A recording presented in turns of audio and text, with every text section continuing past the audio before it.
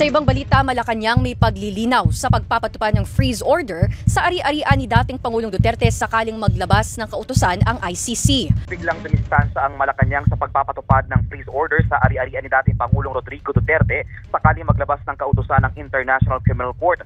Sa press briefing, sinabi ni Palace Press Officer Claire Castro na walang commitment ang Pilipinas at wala na ring jurisdiksyon ng ICC sa bansa dahil hindi na ito miyembro ng Rome Statute, kaya hindi pa sigurado anya kung paano ipatutupad sa kanyang maglabas ng freeze order.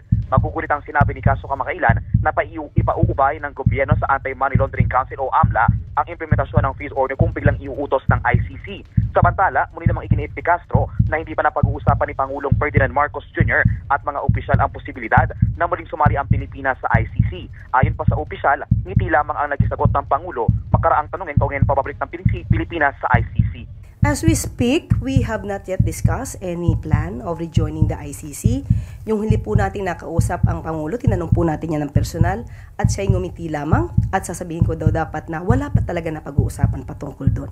When it comes to the alleged incoming freeze order to be issued by the ICC, there is no commitment on our part, on the part of the administration, if we will comply with any order issued by the ICC, considering that the ICC as of the moment has no jurisdiction over the Philippines. Nasa diskresyon ng Pilipinas kung magpapatupad ng freeze order sa mga asset ni dating Pangulong Rodrigo Duterte. Ayon kay ICC accredited lawyer Gilbert Andres, hindi raw ito maipatutupad ng mismong mga lokal na korte dahil hindi na miyembro ng ICC ang Pilipinas. Pero pwede raw itong gamitin ang batas sa Pilipinas sa sequestration o pagsamsam at pag-freeze sa mga ari-arian ng dating Pangulo. 2019 ang kumalas ang Pilipinas bilang bahagi ng ICC. Wala nang maraming paligoy-ligoy pa. Diretso sa punto na. Maiksi lang ang komentaryo, pero diretso sa punto. Maraming kuro-kuro, may tiwali, may totoo. Dito, sa Puntong Diretso tayo. Punto Diretso.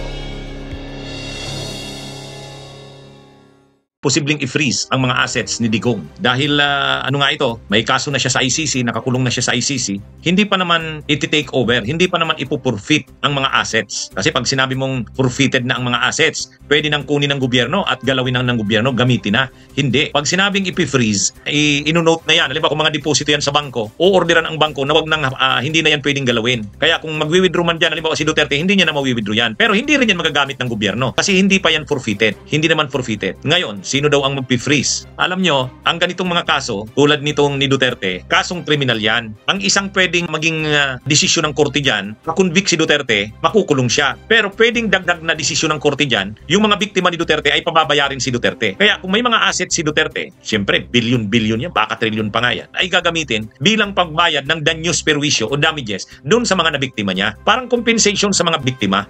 Ngayon, dahil hindi pa naman convicted si Duterte, hindi pa pwedeng kunin yung mga assets na yan para ipamigay sa mga biktima. Pero pag na-convict siya, yung mga assets na yan, kailangan secured yan. Ibig sabihin, intact yan, hindi nagagalaw yan. Ang problema kasi, kung sa panahon na naghihiring pa lang ngayon si Duterte, ay sinisafety na yan ng kanyang mga pamilya. Na posibleng ang ginagawa na ngayon. Pag sinisafety niya na yan, pagdating ng desisyon ng korte, convicted si Duterte, makukulong siya, at pagbabayarin siya ng danyos perwisyo sa mga biktima, wala nang pambayad kasi nagamit na ni Duterte ang mga pera at nalipat niya na kung kani-kanino. Kaya para mapigilan yan, pag simula ng trial ngayon, pwedeng mag-motion yung mga abogado ng biktima na i-freeze ang mga assets ni Duterte. Ang tawag po dyan, preliminary attachment. Kumbaga, ang attachment, remedyo yan na ginagamit para yung mga assets ng akusado ay masecure, hindi magalaw, hindi niya rin gagamitin. Para kung matalo siya sa kaso at may birong babayaran ng mga danyos perwisyo, ay may pagkukunan ng pambayad. Ang mag-a-apply niyan, prosecutor. Pag i-granant yan ng korte, ng pre-trial chamber, o orderan ang gobyerno ng Pilipinas na i-identify ang mga assets ni Duterte at i-freeze ito.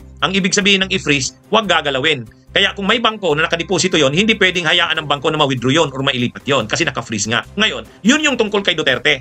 Kaya lang ngayon, lumalabas ang mga balita na pati si Sara, yung mga assets niya, ay posibleng ma-freeze. Sabi ni Sara, there will be freezing of my assets, but if there will be freezing of my assets in relation to the ICC case, then that would show again harassment of our family in the Philippines.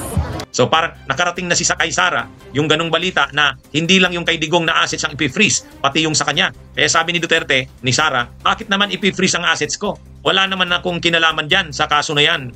Ano? Ang hindi naintindihan ni Sara, pag na-prove na yung mga assets niya mismo ni Sara ay ano pala yon, kay Duterte yon, sa kanyang ama yon, parang pinatago lang sa kanya kasi napakarami ng pera ni Duterte. Kapag na-prove yan, pati yung assets ni Sara mapi-freeze kasi assets pala yon ng kanyang ama. Yan yung yan yung hindi makuha ni Sara na connection diyan.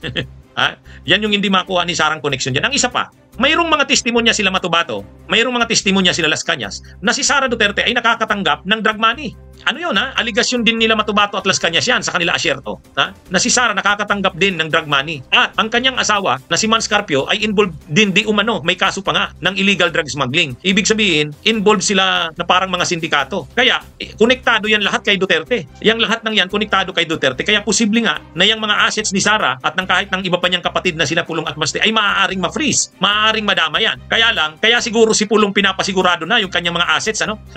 16 ba yun o 19 countries ang in-apply na clearance ni Pulong sa kanyang pagbiyahe? Mukhang inaayos na nila ang kanilang mga assets, ano? Alam nilang talagang posibleng ma-freeze ang kanilang mga assets. Anyway, itong si Sara ay siyempre, posibleng palabasin ng prosecution na yung mga assets ni Duterte ay paisa-isa ng transfer kay Sara, kay Pulong, kay Baste. So hahabulin yan. Kasama yan sa mai-freeze. Kaya yun yung bakit na pag-uusapan na kahit yung mga assets ni Sara Duterte ay posible ring ma-freeze. Ay ngayon mukhang natataranta si Sara. Sabi ni Sara, I have nothing to do with the ICC case. Bakit nila idadamay ang aking assets? Kapag ginawa nila yan, harassment na yan. Kaya siguro, katulad ni Pulong ngayon, nag-iikot na sa iba't ibang lugar ng mundo, mukhang inaayos na ang kanilang mga assets. Ang sinasabi nitong pag-freeze ng assets in connection sa ICC. Iba pa yung pag-freeze ng mga assets in connection sa impeachment niya. Doon, actually, pwede pa rin magkaroon ng motion na i-freeze ang mga assets niya ni Sara Duterte habang dinidinig yung kanyang impeachment trial. Pwede rin yun. Ang malinaw dito, hindi lang pala yung assets ni Digong ang posibleng ma-freeze. Pati kay Sara, pwede pa nga pati kay Pulong, pati kay Baste, ma-freeze pa eh. Bakit? Kung mapatunayan na yung mga assets ni Duterte para matakasan ang kanyang responsibilidad ay nililipat niya na kila Sara, kila Pulong, hahabulin yan. Hahabulin yan, yung ginagawang yan. Kaya pwedeng pati yung assets nila Sara ay ma-freeze yan. Bunyog, bunyog, halikan na kasama ka. Bunyog, kapag buklod ay may pag-asa. Luzon, Visayas, Mindanao, isa ang pananaw. Sa bagong Pilipinas ang bunyog isisigaw. Bunyog.